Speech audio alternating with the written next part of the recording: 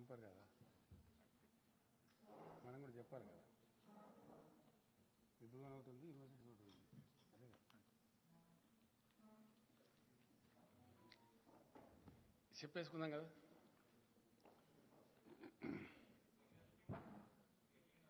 ఏమంటారు? కాదు 7 ఏమో నాకు చీఫ్ జస్టిస్ గారితో మీటింగ్ ఉంది. 15th మన తెలంగాణ జ్యుడిషియల్ ఆఫీసర్స్ మీటింగ్ ఉంది. సుప్రీంకోర్టు సీజే గారును వాళ్ళంతా వస్తున్నారు. సో దానికి సంబంధించి మన సీజే గారితో నాకు 7కి మీటింగ్ ఉంది. ఇప్పుడు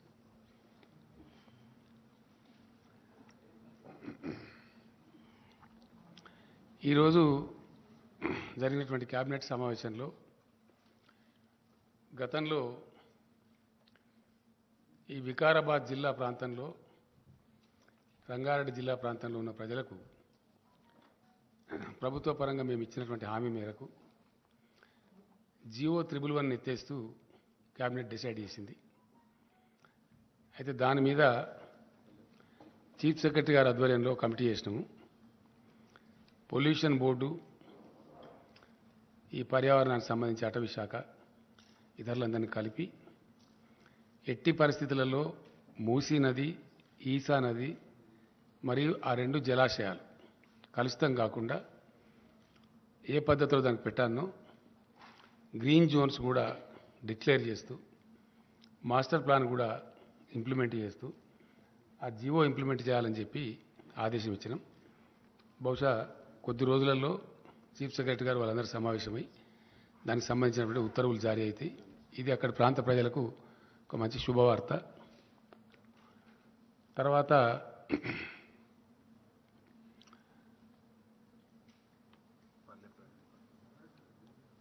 మే 20 నుంచి జూన్ 5వ తేదీ వరకు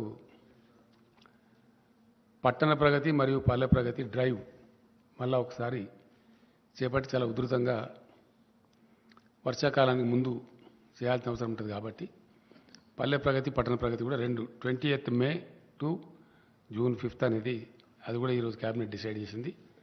ఆ ప్రకారం దాన్ని ముందుకు పోవడం జరుగుతుంది. అట్లానే ఒక 6 ప్రైవేట్ యూనివర్సిటీలు, హైదరాబాద్కు చాలా డిమాండ్ వస్తున్నది. దానికి సంబంధించి ఈరోజు ఇన్ ప్రిన్సిపల్ క్యాబినెట్ అప్రూవ్ చేసి వారికి, అంటే ఒక అగ్రికల్చర్ యూనివర్సిటీ ఉంది, దాంట్లో పేర్లు ఐడియా ఉందా? నిక్మార్ ఉంది, ఇంకా చాలా ఉన్నాయి. అమిటీ ఉంది, CII confederation of Indian industry అని చెప్పి వాళ్ళు, అది ఉంది, చాలా టాప్ ఇది ఉంది. గురునానక్ ఒకటి ఉంది, ఇంకోటి ఎంఎన్ఆర్ అని ఒకటి ఉంది. ఇవే కదా వచ్చినాయి కదా కరెక్ట్ పేర్లు. ఏమంటారు? Kaveri agriculture university. 5 ఏమో ఇవి. సంబంధిత మంత్రులే ఉత్తర్వులు జారీ చేయాలని చెప్పి కూడా క్యాబినెట్, అంటే వాళ్ళకు ఉండే గైడ్ లైన్స్, విధి విధానాలు, వాళ్ళ అప్లికేషన్ ఫార్మాట్స్ అని కరెక్ట్గా చూసి ఏ పద్ధతిలో ఇవ్వనో ఆ పద్ధతిలో వాళ్ళకి ఇవ్వమని చెప్పి. కాన్ఫెడరేషన్ ఆఫ్ ఇండియన్ ఇండస్ట్రీ అట్లనే పెడతారు వాళ్ళు. దాని సార్ అట్లాంటి కోర్సెస్, అంటే వాళ్ళు జిఎంఆర్తో ఏదో టైప్లో ఉన్నారు, అక్కడ ఏరో సిటీలో అక్కడనే పెడతారు అన్నట్టు. కావేరీ అంటే 2-3 సీడ్ కంపెనీలు అంటున్నాయి అవి. గంగా కావేరీ అని ఒకటి ఉంది, కావేరీ అని ఒకటి ఉంది, వాళ్ళందరూ కలిసి అది పెట్టుకుంటారు.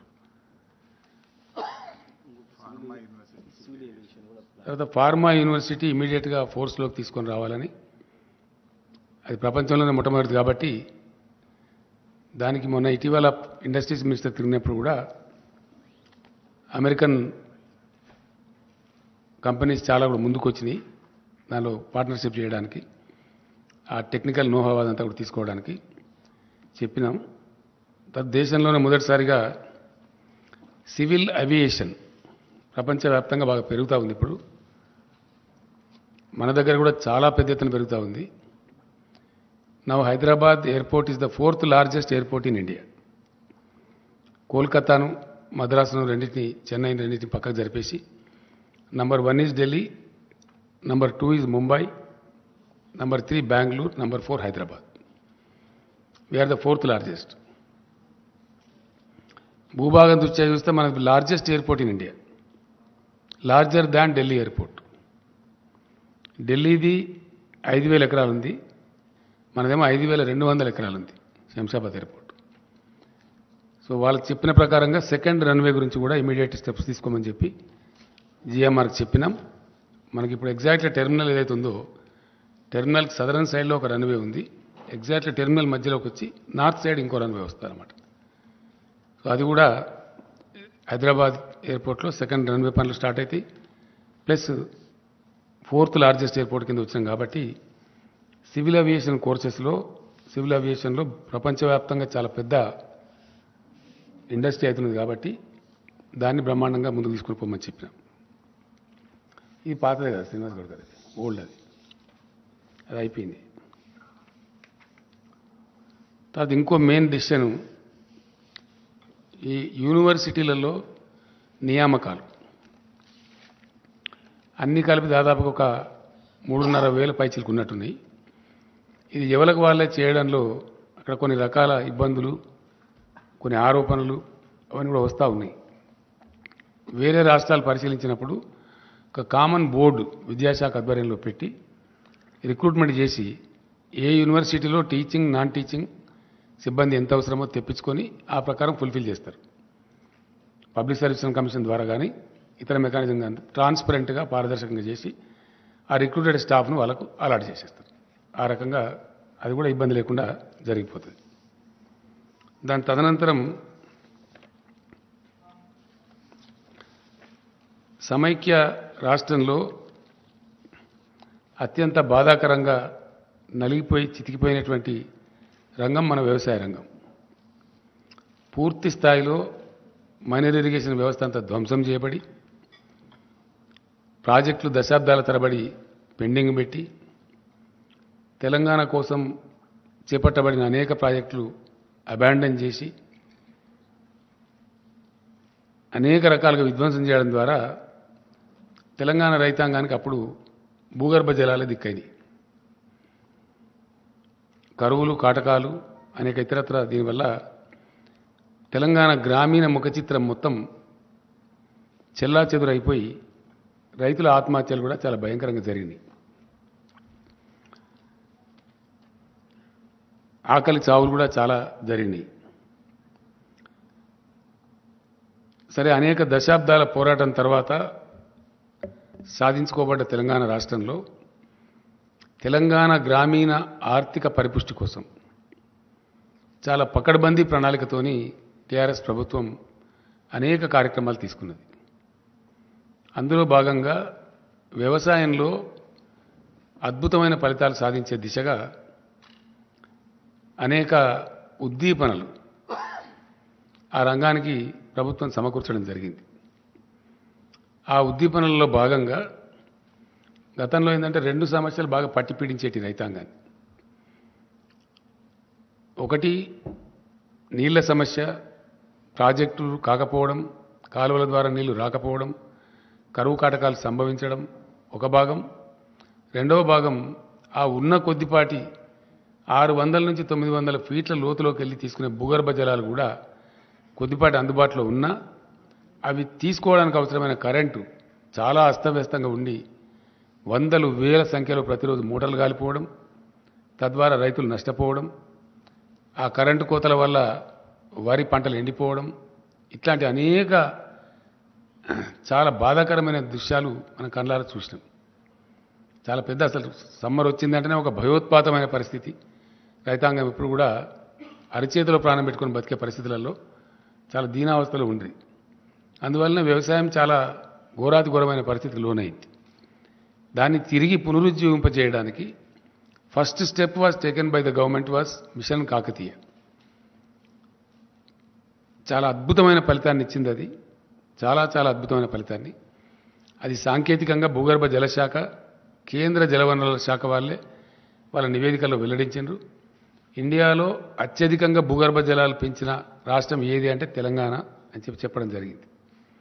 దానికి తోడుగా ఎలక్ట్రిసిటీని అద్భుతంగా తయారు చేసి, చాలా చాలా అద్భుతంగా తయారు చేసి క్లీన్ ఎనర్జీ సప్లై చేయడంలో, నాణ్యమైన విద్యుత్తును 24 అవర్స్ అన్ని రంగాలకు అందించడంలో తెలంగాణ గొప్ప విజయం సాధించింది.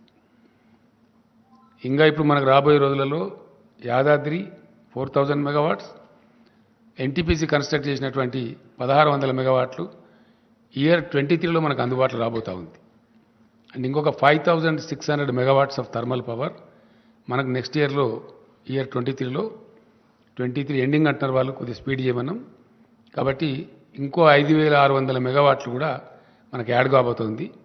ఆ రకంగా విద్యుత్ పంపిణీ విధానంలో ఉండేటువంటి ఆ యొక్క అసమతుల విధానాన్ని సమతులం చేసి, అంటే డిస్ప్రపోర్షనేట్ సిస్టమ్ అంతా కూడా ప్రపోర్షనేట్ చేసి చాలా చక్కగా నాణ్యమైన విద్యుత్తు కోతలు లేకుండా, లో వోల్టేజ్ లేకుండా అందించడం వల్ల కూడా గణనీయంగా వ్యవసాయ ఉత్పత్తులు పెరిగిపోయినాయి. చాలా పెద్ద ఎత్తున రైతు ఆ సీట్ ఏదది అది విలేకరులకు ఏంటి కదా,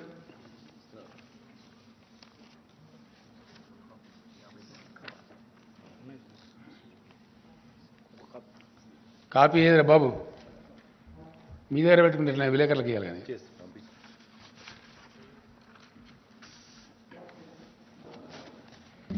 మన కోసం కాదు కదా, వాళ్ళ కన్సంప్షన్ కోసం పెట్టేసి మీరు. సో అట్లా జరిగింది. జరగడం ద్వారా ఏమైంది, చాలా అద్భుతమైనటువంటి వ్యవసాయ విస్తరణ జరిగింది. అద్భుతంగా రైతులు పంటలు పండిస్తున్నారు. గొప్ప పంటలకు ఆలవాలంగా తెలంగాణ తయారైంది. దానిలో ఉన్న పథకాలు నేను చరిత్ర చరవడం చేయను, కానీ పాసింగ్ రిమార్క్ చెప్పాలా. ఒకటి, ఆన్ గోయింగ్ పెండింగ్ ప్రాజెక్టులను సత్వరం పూర్తి చేయటం. 2, మిషన్ కాకతీయ వార్పుడ్ బేసిస్లో ప్రపంచమే అబ్బురపడే విధంగా ఈవెన్ యుఎన్ఓ కూడా ప్రశంసలు వచ్చినాయి. ఆ రకంగా మిషన్ కాకతీయ కంప్లీట్ కావటం. 3, రీఇంజనీరింగ్ చేసి భారీ ప్రాజెక్టులకు శ్రీకారం చుట్టి అద్భుతంగా world's largest multi stage lift irrigation scheme Kaleshwaram record టైంలో కంప్లీట్ చేయటం, దాని ఫలితాలు కూడా అందుతూ ఉన్నాయి. వీటికి తోడుగా గత 3-4 సంవత్సరాలుగా భగవంతుని దయ వల్ల ప్రకృతి కరుణించి అద్భుతమైన వర్షపాతం కూడా దీనికి జోడైంది. దానికి తోడుగా కరెంటు అద్భుతంగా అన్ని సీజన్లలో ఏ మాత్రం వోల్టేజ్ ప్రాబ్లం లేకుండా సరఫరా కావడం కూడా చాలా ఇంపార్టెంట్ ఇన్పుట్ అయింది. వీటికి తోడు ప్రభుత్వం ఇచ్చిన ఉద్దీపనలు ఏవైతున్నాయో ఇండియాలో కాదు ప్రపంచంలో కూడా ఇక్కడ ఇవ్వరు. ఎకరానికి సంవత్సరానికి 10,000 రూపాయలు. No government gives in India and nowhere in the world 10,000 rupees per acre per annum రైతులకు ఇచ్చే ఒకే ఒక్క ప్లేస్ ఎంటైర్ భూగోళం మీద తెలంగాణ రాష్ట్రం. ఇండియాలో కాదు, భూగోళం మీదని డైరెక్ట్ బెనిఫిట్. ఏమాత్రం దానిలో మధ్యలో దళారు లేకుండా, పైరవీలు లేకుండా ఇవ్వటం. రైతులకు 24 గంటలు ఉచిత విద్యుత్ ఇవ్వడం. రైతులకు ఉచితంగానే నీటి సరఫరా చేయడం. గతంలో ఉన్న నీటి తీరువ బకాయిలు సుమారు 500 కోట్లు రద్దు చేయడం కాకుండా కొత్తగా ₹1 కూడా తీసుకోకుండా ప్రాజెక్టుల ద్వారా, ఇది కూడా ఎక్కడ ఇయ్యరండి ఇండియాలో, నోవేర్. మన చుట్టూ ఉండే 4 రాష్ట్రాలు కూడా ఏ రాష్ట్రంలో ఇవ్వరు, భారతదేశంలో ఇవ్వరు. ప్రధానమంత్రి గారి రాష్ట్రం గుజరాత్లో కూడా ఇవ్వరు. Nowhere in India. Only Telangana which supplies water, surface water కూడా వితౌట్ వాటర్ సెస్ ఇవ్వటం. తర్వాత రైతులు చనిపోతే వయసుతో నిమిత్తం లేకుండా, చనిపోయిన కారణంతో నిమిత్తం లేకుండా వాళ్ళకు అద్భుతంగా ప్రభుత్వమే మొత్తం ప్రీమియంస్ చెల్లించి 8 రోజులు దాటకుండా వాళ్ళకు రైతు బీమా సౌకర్యం కల్పించడం. ఇట్లాంటి వాటి వల్ల చాలా అద్భుతంగా రైతులు పంటలు పండించారు. కరోనాకు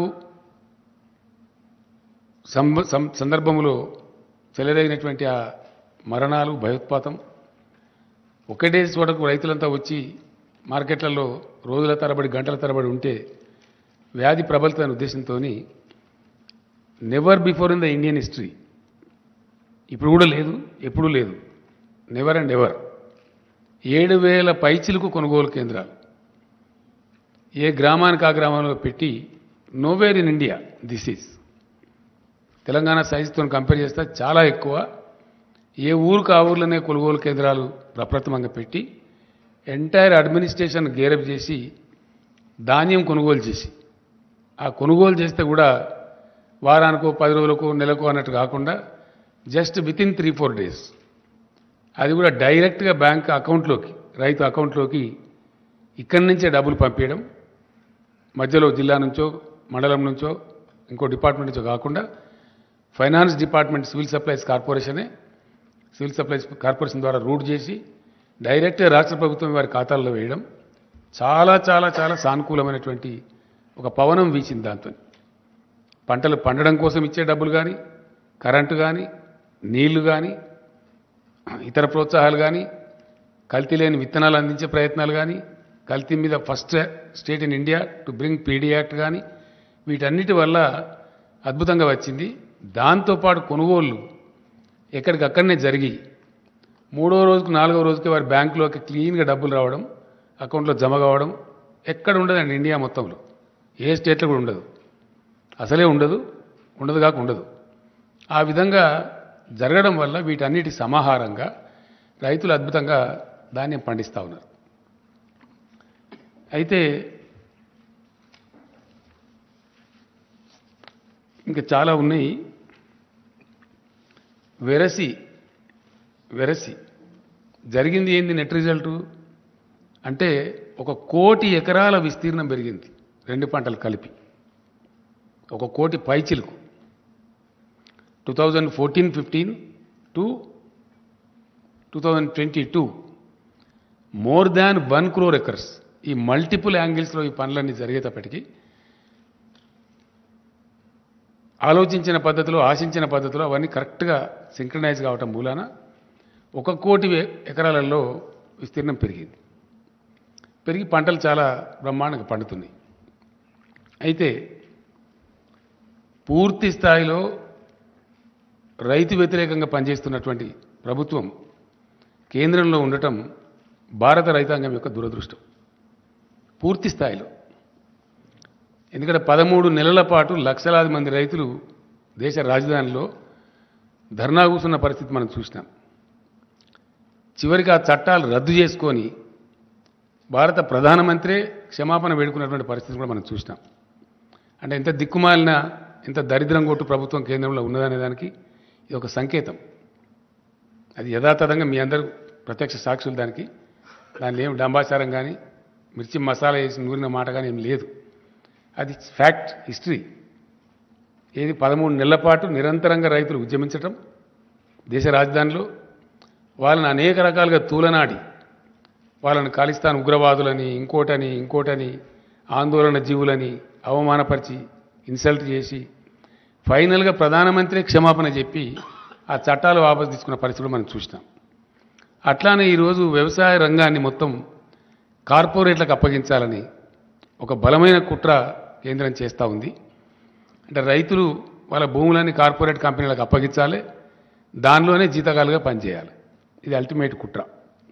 దాన్ని దృష్టిలో పెట్టుకొని వ్యవసాయ రంగాన్ని కుదేలు చేయాలని చెప్పి అనేక దుర్మార్గాలు చేస్తూ ఉన్నారు. మేము డిమాండ్ చేసినాం, గ్రామీణ ఉపాధి హామీ పథకాన్ని వ్యవసాయానికి అనుసంధానం చేయండి అంటే చెయ్యరు. ఆ కూలీలంతా వస్తారు, చౌకగా వస్తారు, రైతులకు లాభసాటిగా ఉంటుంది, ఏ ఊరికి ఆ ఊరిలో పని దొరుకుతుంది, ప్రతి ఊరిలో వ్యవసాయం ఉంటుంది కాబట్టి అంటే అది చెయ్యరు. 2 ఆ మేనిఫెస్టోలో పెడతారు కానీ అమలు చేయరు.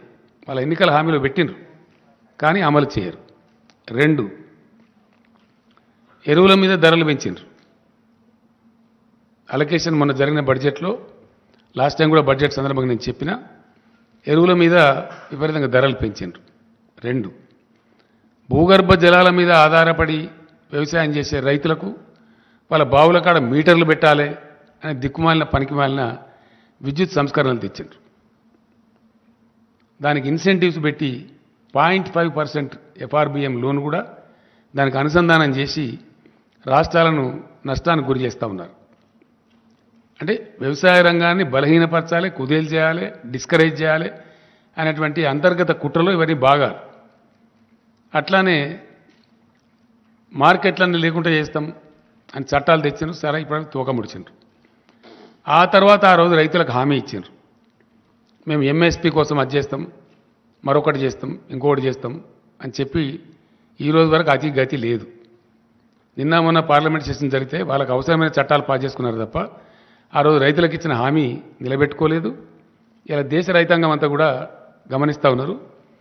నిన్న నాతో పాటు ఢిల్లీలో ధర్నాలో పాల్గొన్న ఆ రాకేష్ టికాయత్ కూడా ఒక మహాసంగ్రామాన్ని మొదలుపెట్టబోతున్నాం మళ్ళీ భారతదేశంలో అని చెప్పి కూడా చెప్పడం జరిగింది. అది డెఫినెట్గా జరుగుతుంది కూడా. అదే పద్ధతిలో తెలంగాణ పండించినటువంటి ధాన్యం, వరి ధాన్యం విషయంలో చాలా చిక్కిరి బిక్కిరిగా వితండవాదం చేస్తూ పిచ్చి పిచ్చిగా తలా తోకలేని విధంగా కేంద్ర ప్రభుత్వం వ్యవహారం చేసింది. నేను స్వయంగా వెళ్ళినాను, మాట్లాడినాం. రాష్ట్ర మంత్రివర్గం యొక్క 5-6 సభ్యులు వెళ్ళినారు, వాళ్ళు మాట్లాడినారు, లెటర్స్ ఇచ్చినాం, అవన్నీ కూడా చేసినాం. ధాన్యం కొనమంటే దాన్ని కాలుకు పెడితే మెడకు పెట్టి కాలుకు పెట్టడమే కాకుండా అతను చాలా అవమానపరిచి రైతులను మాట్లాడినాడు, రాష్ట్రాన్ని మాట్లాడినాడు. 2 విషయాలు ఏంటంటే ఎంత చీప్గా, ఎంత తెలివి తక్కువగా ఆ మంత్రికి అసలు మెదడు, జ్ఞానం, బుద్ధి ఏమైనా ఉందా లేదా కూడా అర్థం కాదు. అతను నూకలు తినడం అలవాటు చేయండి మీ రాష్ట్రానికి. మంచి ఫైన్ రైస్ పండించి అద్భుతమైన పంటను దేశానికి అన్నం పెట్టే రైతాంగానికి వాళ్ళు వడ్లు పండించి మంచి బియ్యమే దేశానికి అన్నట్టు వాళ్ళు నూకలు తినన్నట్టు. ఎంత గర్వం అండి, ఎంత అహంకారం. దేశానికి అద్భుతమైన పంట పండించి అన్నం అందించేటువంటి తెలంగాణ ప్రజలను మీరు నూకలు తినండి, నూకలు తినడం అలవాటు చేయండి అని చెప్పడం. ఇంకోటి, నేను పోయినప్పుడు ఆయన అన్నాడు, క్యా చమత్కార్ కర్ దియా భాయ్ తెలంగాణ, క్యా చమత్కార్ హో గయా అని ఒకటి. రెండవది ఇంకోటి, అతి తెలివి తక్కువగా, అంటే వాళ్ళకి తెలివి తక్కువ ఉండి ఇతరులకు కూడా తెలివి తక్కువ ఉన్నది అనుకుంటారు అన్నట్టు. అది చరిత్ర ఇడ. ఎస్, డెఫినెట్లీ ప్రాబ్లమ్ ఈజ్ వాళ్ళకున్న వీక్నెస్, వాళ్ళకున్న తెలివి తక్కువతనం, వాళ్ళ సోమరిపోతనము, వాళ్ళ పరిపాలన సామర్థ్యం లేని అవివేకము అందరికీ కూడా ఉన్నాయని అనుకుంటారు అన్నట్టు. వాళ్ళకి ఆ స్థాయి లేదు. ఇప్పుడు తెలంగాణకు ఉన్న స్థాయి కేంద్రానికి లేదు. లేక పర్ఫార్మ్ చేయలేక, చేతగాక, పరిపాలన చేతగాక వాళ్ళు సాధించలేని గమ్యాలు, లక్ష్యాలు తెలంగాణ సాధిస్తే దాన్ని జీర్ణించుకోలేక క్యా చమత్కారోగా. ఇప్పుడు మీకు ఇచ్చిన షీట్లో ఉన్నది చమత్కారం ఏందో, మీకు ఇచ్చిన షీట్లో క్లియర్గా ఉంది.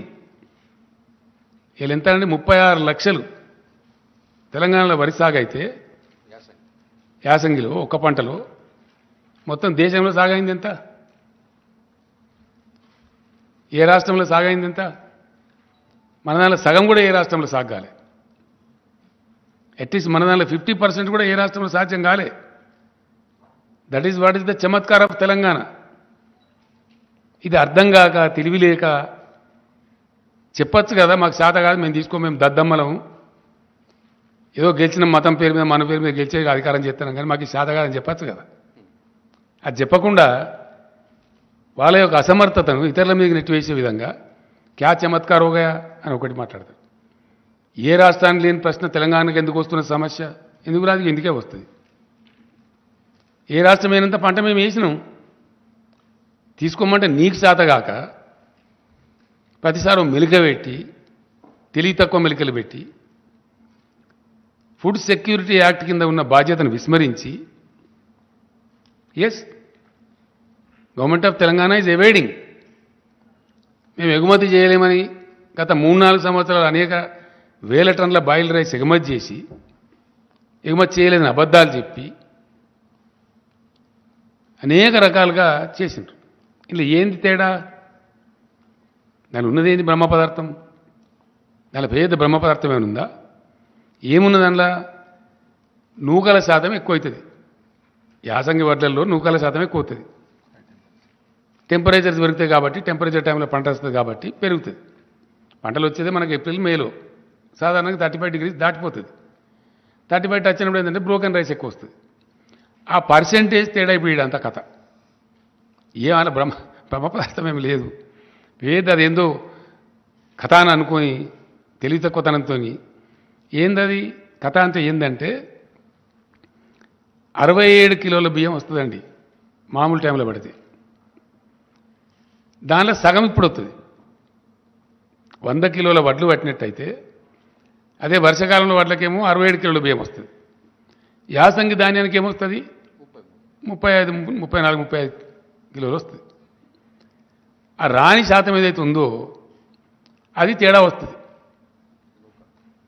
ఆ డబ్బు కేంద్రం భరించాలా? వాస్తవానికి ఎందుకు భరించాలా? దేనికోసం భరించాలా అంటే భారతదేశం యొక్క ఆహార భద్రత రాజ్యాంగ విహితంగా రాజ్యాంగబద్ధంగా కేంద్ర ప్రభుత్వానికి అప్పచెప్పబడ్డది.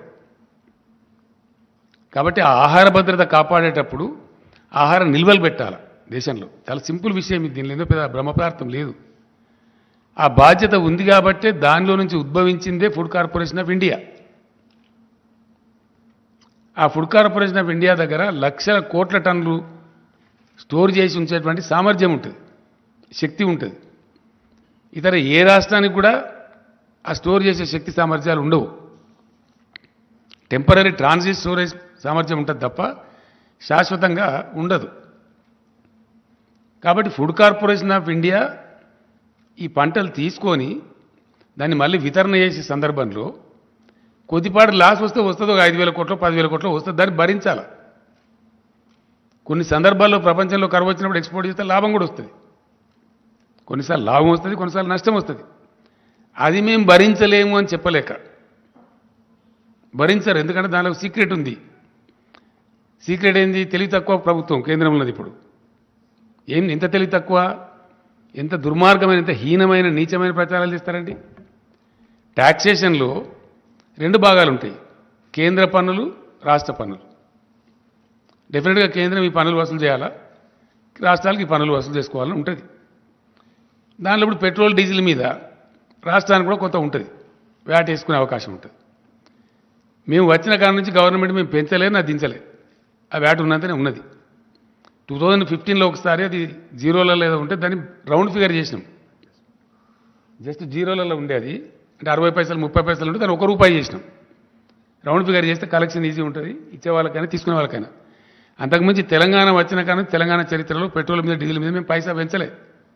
యాజ్ ఇట్ ఈజ్ ఉన్నాయి రేట్లు, స్టేట్ ట్యాక్స్. కానీ సెంటరు రోజుకు ₹1, రోజుకు బారాన, రోజుకు ₹1, ₹2 పెంచి దానికి ఏం ప్రచారం చేస్తారండి? స్టేట్ ట్యాక్స్ తగ్గించాలన్నట్టు. మరి నువ్వెందుకు పెంచాలా? నువ్వు దేనికోసం పెంచుతున్నావు నాకు అర్థం కాదు. స్టేట్ ట్యాక్స్ తగ్గించాలని నువ్వు చెప్తున్నావు, నువ్వు పెంచాలా మేము తగ్గించానా? అంటే నీ జేబు నిండాలి, మా జేబు ఖాళీ కావాలి. దీని ఎన్నుకున్న ఫిలాసఫీ ఏంటండి? భారతీయ జనతా పార్టీ ఆర్ఎస్ఎస్ వాళ్ళ యొక్క ఫిలాసఫీ ఏంటంటే బలమైన కేంద్రం, బలహీనమైన రాష్ట్రాలు. వీళ్ళు ఆర్థికంగా దివాలా తీయాలి రాష్ట్రాలు, చిప్పబట్టుకొని నిలబడాలి లైన్లా, వాళ్ళ చెప్పు చేతలలో ఉండాలి. అంటే ఇది ఫెడరల్ సమాఖ్యకు పూర్తి విరుద్ధమైనటువంటి, టోటల్ అగెనిస్ట్ ఉండేటువంటి ఒక దిక్కుమాలిన సిద్ధాంతం. ప్రజాస్వామ్యం యొక్క పరిణతి, మెచ్యూరిటీ ఆఫ్ డెమోక్రసీ, ప్రజాస్వామ్య పరిణతి పెరిగిన దేశాలలో సెంటర్ నుంచి పవర్స్ డెవల్యూట్ అవుతాయి రాష్ట్రాలకు, రాష్ట్రాల నుంచి లోకల్ బాడీస్కు ట్రాన్స్ఫర్ అవుతాయి. అది టైర్ విధానం. అధికారాలను రాష్ట్రాలకు ఇవ్వాల్సింది పోయి కాంకరెంట్ లిస్టు పేరు మీద మొత్తం రాష్ట్రాల అధికారాలు కబలిస్తూ బలమైన కేంద్రం, బలహీనమైన రాష్ట్రాలు అనే ఒక సిగ్గుమాలిన సిద్ధాంతం పట్టుకొని పనికిమాలిన యాంటీ ఫెడరల్ సిద్ధాంతం చుట్టూ వేలాడుతూ కొనసాగించే దుష్ప్రచారం ఏంది? స్టేట్ ట్యాక్స్ తగ్గించమనండి, పెట్రోల్ రేట్లు తగ్గుతాయి. మరి నువ్వెందుకు ఇస్తున్నావు?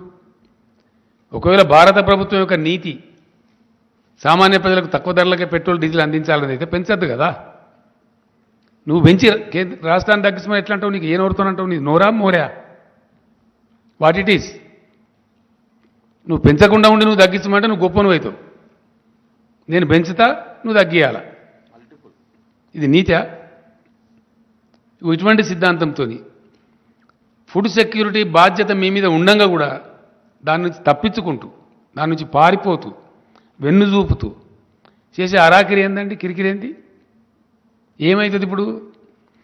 ఏదైతే 30% నూకలు వస్తాయో, 32%, 67 అయితే సగం వస్తాయి కదా, దాని మీద వచ్చే నష్టం భరించాలి. ఆ గ్యాప్, దానికి ఇంత గగ్గోలు పెట్టి గందరగోళం ఎత్తి కేంద్ర మంత్రులు ఎల్లయ్య మల్లయ్య, వాడేవాడో చెప్ప, వీడేవాడో రాను, ఇదా? ఇది ఒక గింత పెద్ద దేశాన్ని పరిపాలించే ప్రభుత్వం యొక్క నీతి. భారత రైతుల ఎడల అవలంబించాల్సిన పద్ధతి ఇది. దీనికోసం మోరిల్లాగా నోర్లు పెట్టుకొని పచ్చి అబద్ధాలు మాట్లాడుతున్నామని తెలిసి ఆత్మవంచన చేసుకొని ఇన్ని అరుపులు పెడబొబ్బలు ఇన్ని కథల. ఎస్, యాజ్ ఎ స్టేట్ నీ బాధ్యతను గుర్తు చేయడం మా కర్తవ్యం. It is the duty of the government of India to maintain the buffer stocks in the interest of the food security of the country, which you are forgetting, which you are escaping, which you are running away. అది గుర్తు చేయడానికి as a స్టేట్గా మేము గడబడి చేస్తాం కదా, demand చేస్తాం కదా, అడిగినాం. Final నిన్న ఢిల్లీలో పోయి కూడా ఎక్స్పోజ్ చేసినాం. భారత ప్రజల ముందు ఈ ప్రస్తుత భారత ప్రభుత్వాన్ని దోషిగా నిలబెట్టాలి. ఎస్, కాబట్టి ఆ ప్రయత్నం కోసం ఢిల్లీ పోయి కూడా నిన్న సఫిషియెంట్గా ఎక్స్పోజ్ చేసినాం 100%. అక్కడనే నేను నా ఉపన్యాసంలో కూడా చెప్పిన, నేను అడిగిన అక్కడ స్టేట్గా सीरियस क्वेश्चन अड़िना నేను, एक राज्य का छोटा सा डिफरेंस में दान खरीदने के लिए, तेलंगाना दान खरीदने के लिए क्या इतना बड़ा केंद्र सरकार के पास धन नहीं है या प्रधानमंत्री जी का मन नहीं है? ఏం లేదు, मन नहीं है. పెద్ద పెద్ద బడా బడా ఘరానా డకెయిట్ గాళ్ళు వేల కోట్లు ముంచుతారు ఒక్కొక్క బ్యాంకును. వాళ్ళని కాపాడుతుంది ప్రభుత్వం. నరేంద్ర మోడీ గారి ఘనత వహించిన ప్రభుత్వంలో అత్యధికంగా సాధించిన ప్రగతి ఏంటంటే బ్యాంకు దివాలాలు తీర్చడం, వాళ్ళు సేఫ్గా పోయి లండన్లో ఉండడం. వాళ్ళని అరెస్ట్ చేయడానికి పోతే ఇదే కేంద్ర ప్రభుత్వం పెద్దలు ఫోన్లు చేసి వాళ్ళని వాపసు పిలిపియడం. అవన్నీ ఉన్నాయి, డాక్యుమెంట్స్ వచ్చినాయి, ప్రూఫ్స్ ఉన్నాయి. త్వరలోనే వీళ్ళ మొత్తం పాపాల పుట్ట బయట పెట్టబోతాం. ఎస్, ఏవైతే లండన్లో మంచిగా పిక్నిక్లు ఉన్నారో వీళ్ళ మిత్రులు, ఈ కార్పొరేట్ గద్దలు, వాళ్ళని అరెస్ట్ చేయడానికి సిబిఐ అధికారులు పోతే వాళ్ళని వాపసు పిలిపించారు. పిలిపించిన పేర్లు అవన్నీ ఉన్నాయి, త్వరలోనే బయట పెడతాం డాక్యుమెంట్స్, ఢిల్లీ రాజధానిలో పెడతాం. సో ఇవన్నీ చేసుకుంటూ వేల లక్షల కోట్ల రూపాయలు, ఎంతనండి ఇప్పటి వరకు 10.5 లక్షల కోట్ల రూపాయలు మాఫీలు చేశారు సావుకారులకు, సేట్లకు, బడా కంపెనీలకు, ఈ బ్యాంకుల మోసాలు చేసేటోళ్లకు. ఇప్పుడు తెలంగాణలో వచ్చే డిఫరెన్స్ ఏంది? ఒక 3,000 3,500 కోట్లు వస్తుంది యాసంగి ధాన్యం మొత్తం కొంటే, అంతేనా కమలాకర్? 3 నుంచి 3,500 కోట్లు వస్తుంది. ఒక 3,500 కోట్లు 60 లక్షల మంది రైతులకు సంబంధించి, ఒక రాష్ట్రానికి సంబంధించి భరించలేని కేంద్రం ఒకడే దొంగ 21,000 కోట్లు మోసం చేస్తాడు, ఒకడు 18,000 కోట్లు చేస్తాడు. వాళ్ళని మాత్రం ఏమన్నది నిక్షేపంగా ఉంటుంది. ఒక అదానీ గ్రూప్కి ఈ మధ్య 12,000 కోట్లు మాఫీ చేశారు. ఈ మధ్యన పేపర్లోనే వచ్చింది, మీరే రాసిన వార్తలు. అది శాతనవుతుంది కానీ ఈ రైతుల కోసం ఒక 1,500 2,000 కోట్లు 3,000 కోట్లు పెట్టుమంటే అది శాత కాదు. దానికి వీరంగాలెత్తుడు, అరుపులు, పెడబొబ్బలు, కుట్రలు, అరాకిరి మాటలు, పనికిమాలిన దిక్కుమాలిన ఆరోపణలు, క్యా చమత్కారోగానుడు, రీసైక్లింగ్ చేస్తున్నారు అనుడు. రీసైక్లింగ్ చేస్తుందా గవర్నమెంట్? ఎక్కడ చేస్తారా? సాధ్యమే పనేనా? మాకేం పని లేదా? ఓ కేంద్ర మంత్రి మాట్లాడతాడు ఈ మాట, ఇంత పెద్ద భారతదేశం యొక్క మంత్రి.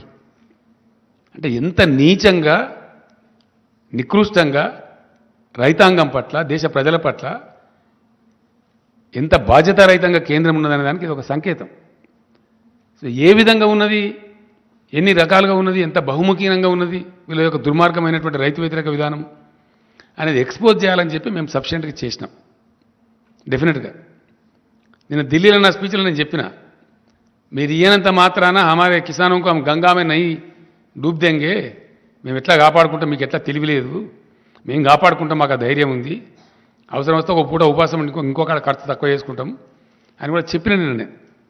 దాని ప్రకారంగానే ఈరోజు క్యాబినెట్లో సాకల్యంగా విషయాన్ని చర్చించినాం. రైతాంగానికి మేము చెప్పినాం ఏమని, వెయ్యకండి, దుర్మార్గమైన కేంద్రం ఉంది, చక్కదనం లేదు వీళ్ళది, వీళ్ళ వ్యవహారం సరిగా లేదు, కేంద్రంలో ఒక విధవ పనికిమాలిన గవర్నమెంట్ ఉంది, కాబట్టి మీరు ఇతర పంటలు వేసుకోండి అని చెప్పినాం. చెప్తే పాపం చాలా వరకు 20 లక్షల వ్యవసాయం తగ్గిపోయిందండి. ఆల్మోస్ట్ 55 lakhs to 30 lakhs వచ్చింది. అంటే 36 ఉంది, దానిలో ఒక 3 లక్షలు సీడ్కి పోతుంది, ఒక దాదాపు 2-2.5 లక్షలు రైతులు తినడానికి ఉంచుకుంటారు సాధారణంగా. అంటే సరాసరి ఒక 20 లక్షల ఎకరాలలో వరి పంట తగ్గేయగలిగినాం మేము ఎఫర్ట్ చేసి. ఆ టైంలో ఇక్కడ ఉండబడే బీజేపీ మేము కొంటాము, మీరు ఎంత నెయ్యండి, కేంద్రమే ఉంటుంది అని వీరంగాలు ఎత్తి ఓ దుర్మార్గమైన దుష్ప్రచారం చేశారు. కొంతమంది పాపం ప్రత్యామ్నాయం లేక 100 రూపాయల నుండి వాళ్ళు వేసుకున్నారు, వెరసి మొత్తం మీద పంట వేసుకున్నారు. వేసినారు కాబట్టి ఇప్పుడు ఈ కేంద్రము ఈ చిన్నపాటి డిఫరెన్స్ మేము భరించము, మా వల్ల కాదని చేతులు ఎత్తేసారు. మేము చివరి దాకా ప్రయత్నం చేసినాం. ఇప్పుడు పంటలు వచ్చేస్తున్నాయి, ఆల్మోస్ట్ ఫుల్ స్పీడ్లో కోతలు స్టార్ట్ అయిపోయినాయి ముమ్మరంగా. కాబట్టి తెలంగాణ రైతాంగాన్ని ఫ్రీ సబ్సిడీ కోసం మేము ఇచ్చే ఖర్చు 12,000 కోట్లండి ఎలక్ట్రిసిటీ బోర్డుకు. రైతు బంధు కోసం రాష్ట్ర ప్రభుత్వం చేసే ఖర్చు 15,000 కోట్లు. రైతు బీమా కోసం మేము పెట్టే ఖర్చు 1,600 కోట్లు. నీటి తీర్వాలు గిటి తీర్వాలు తీసుకోకుండా ఫ్రీ వాటర్ సప్లై చేస్తాం, తద్వారా కొంత నష్టం వస్తుంది. ఇన్ని రకాలుగా రైతాంగాని కోసం ఖర్చు చేసి తెలంగాణ గ్రామసీమలలో ఆనందం రావాలి, రైతు బాగుంటే ఆయన చుట్టూండే పనిముట్లు చేతి వృత్తుల వాళ్ళు కూడా బాగుంటారు, కుల వృత్తుల వాళ్ళు బాగుంటారు, గ్రామంలో ఒక సంతోషకరమైన వాతావరణం వస్తుంది చేసిన ప్రయత్నాన్ని ఈ శిలరమల్లర కేంద్ర ప్రభుత్వం తినాకరిస్తే మేము మా రైతాంగాన్ని చెడగొట్టుకోదలుచుకోలేదు. డెఫినెట్గా ఈ యాసంగి వడ్లను ఒక గింజ కూడా లేకుండా రాష్ట్ర ప్రభుత్వమే కొనుగోలు చేయాలని చెప్పి cabinet has taken a decision. దానికి ఆ వచ్చే వ్యత్యాసం ఎంత, ఆ వ్యత్యాసానికి మేము భరించాల్సింది ఎంత అనే దానికి ఒక 4 ఎక్స్పర్ట్స్ దాంతో చీఫ్ సెక్రటరీ ఆధ్వర్యంలో ఒక కమిటీ వేసినాం. ఆ కమిటీలో చీఫ్ సెక్రటరీ గారు, ఫైనాన్స్ సెక్రటరీ గారు, అగ్రికల్చర్ సెక్రటరీ గారు, ఇరిగేషన్ సెక్రటరీ గారు. ఇరిగేషన్ సెక్రటరీ గారు గతంలో సివిల్ సప్లైస్ కమిషనర్ కూడా పనిచేసిండు, ఆయనకు అనుభవం ఉంది. ఈ 4 కలిపి మేము కమిటీ వేసినాం. తక్కువ నష్టంతో ఈ ధాన్యం కొనాలి, డిస్పోజ్ కావాలి. ధాన్యం కొనుగోళ్లకు బ్రహ్మాండంగా రేపటి నుంచే యుద్ధ ప్రాతిపదికన కలెక్టర్లతో వీడియో కాన్ఫరెన్స్ పెట్టమన్నాం, ఆదేశాలు ఇచ్చినాం. గౌరవ మంత్రులందరినీ కూడా రిక్వెస్ట్ చేసినాం. రేపు ఇమీడియట్ జిల్లా కేంద్రాలకు పోయి టోటల్ అడ్మినిస్ట్రేషన్ గేరప్ చేసి ప్రతి ఊరిలో in each and every village కొనుగోలు కేంద్రాలు స్టార్ట్ చేయమని చెప్పినాం.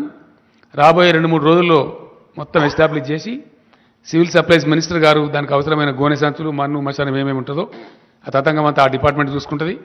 దానికి ఏవేవైతే అవసరాలు ఉంటాయో సివిల్ సప్లైస్ డిపార్ట్మెంట్ వాళ్ళు కోఆర్డినేట్ చేస్తారు. ఇక్కడ సమర్థవంతమైన ప్రభుత్వం ఉంది కాబట్టి, డెలివరీ చేయగలిగిన ప్రభుత్వం ఉంది కాబట్టి, నిర్ణయం తీసుకుంటే చాలా కఠినంగా పడుతరంగా డెలివరీ చేసేటువంటి ఒక పటిష్టమైన ప్రభుత్వం ఉంది కాబట్టి వితిన్ 3-4 డేస్ మొత్తం కొనుగోలు చేస్తాం. నేను రైతాంగానికి విజ్ఞప్తి చేస్తా ఉన్నా, ఒక్క గింజ కూడా తక్కువ ధరకు అమ్మకండి. 1960 రూపాయల ఎంత ఉంది అది, 1960 అయితే ఎంఎస్పి ఉందో టంచన్గా 1960 రూపాయలు మీకు చెల్లిస్తాము. గతంలో ఎట్లయితే మీ బ్యాంకులకు వచ్చినాయో అదే పద్ధతిలో మీ బ్యాంకులకు వస్తాయి. ఈ దిక్కుమాలిన కేంద్రం మనకు మొండి చేసి చూపించినంత మాత్రం మనం చిన్నబుచ్చుకునేది ఏం లేదు. ఎందుకంటే ఎప్పుడు చూడని నీళ్లు చూస్తున్నారు, ఎప్పుడు చూడని కరెంటు చూస్తున్నారు. మంత్రివర్గంలో మాకు అదే చర్చ జరిగింది. ఎందుకంటే ఎప్పుడు ఇదివరకు లేనటువంటి ఒక ఫీల్ గుడ్, ఒక అద్భుతమైనటువంటి ఉల్లాసభరితమైన వాతావరణం గ్రామసీమలలో ఉంది. పొలాలు పచ్చగా కనబడుతుంది. పల్లె పల్లెలో పల్లేరులు మొలిసే పాలమూరులో అనే కాడ పల్లె పల్లెలో పంటలు పండే పాలమూరు కాడ అని చెప్పి ఇప్పుడు ప్రజలు పాడుకుంటున్నారు. ఎస్, అదే కవి చెప్పిండు నాకు. పీరీల పండుగ అప్పుడు గోరే టెంకన్న గారు వాళ్ళ ఊరిలో ఉండే, నేను తెల్లారి రమ్మని చెప్తే వచ్చిండు ఆయన. ఎక్కడికి పోయిందంటే అక్కడ పోయినా, మా ఊరికే పోయినా. ఇంతకుముందు ఎడారిలాగా ఉండే సార్ ఇప్పుడు కోనసీమలాగా ఉందని చెప్పిండు ఆయన. అంత అద్భుతంగా పంటలు పండుతున్నాయి కాబట్టి ఆ వాతావరణం డిస్టర్బ్ చేయొద్దు, మళ్ళీ మన గ్రామసీమలలో వెల్తి తేవద్దు. సరే, మనకు 2,000-3,000 కోట్లు 4,000 కోట్ల ఖర్చు అయినా మంచిదే, రైతాంగాన్ని చిన్నబుచ్చొద్దని చెప్పి ప్యూర్లీ రైతుల యొక్క ఇంట్రెస్ట్లో ఈ కొనుగోలు చేయాలని నిర్ణయించినాం. కాబట్టి రైతులు ఎవ్వరు కూడా ధాన్యం తక్కువ ధరకు అమ్మకండి, నో డిస్ట్రెస్ సేల్. ప్రతి గింజ ప్రభుత్వం కొంటుంది, ఒకరోజు వెనుకనో ముందో. కాబట్టి దాన్ని చేయాలని చెప్పి కోరుతున్నాను నేను. మీరు తక్కువ ధరకు అమ్ముకోవద్దు. దాని తర్వాత రెండవ విషయం ఏంటంటే, తెలంగాణ రాష్ట్రం తరఫున నేను మొన్ననే చెప్పిన, తప్పకుండా నిన్న మొన్న నాకుండే చిన్న ఆరోగ్య సమస్య వల్ల ఢిల్లీలో దాదాపు 8 రోజులు గడిపిన నేను.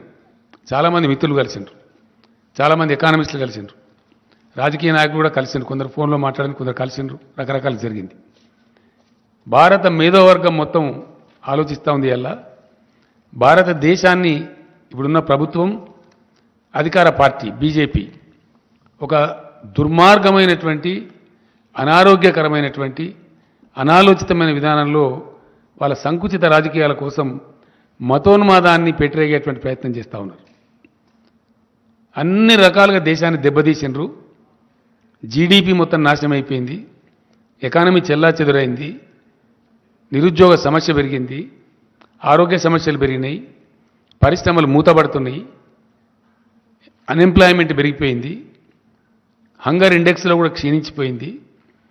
ఇబ్బడి ముబ్బడిగా విపరీతమైన సెస్సుల రూపంలో ప్రభుత్వం ట్యాక్సులు, పన్నులు విధిస్తూ ఉంది, నిత్యావసరాల ధరలు పెంచుతూ ఉంది, సామాన్య ప్రజలు నడ్డి విరుస్తూ ఉంది. లెక్క లేకుండా అలక్ష్యంగా అన్ని పెంచడం, వాళ్ళకు ఒక అహంకారం తలకెక్కింది బాగా, నిష, అధికార నిష. ఏంది, మేమన్నీ చేస్తాం, ఏదైనా రాగానే ఒకటి లో కాశ్మీరీ ఫైల్స్, లో పుల్వామా, లో తోక, లో తొండెం అని ఆ మత గజ్జికి సంబంధించినటువంటి ఒక చిల్లర షార్ట్కట్ మెథడ్లో ప్రజలను అప్పటికప్పుడు ఉద్వేగపరచడం, 10 ఓట్లు సంపాదించుకోవడం జరుగుతూ ఉంది. నిన్నకు నిన్న శ్రీరామనవమి పండుగ జరిగింది. శ్రీరామనవమి పండుగ భారతదేశం అని జరుపుతారు, ప్రతి గ్రామంలో జరుపుతారు, ప్రతి ఇంట్లో జరుపుతారు, అందరు పూజ చేసుకుంటారు.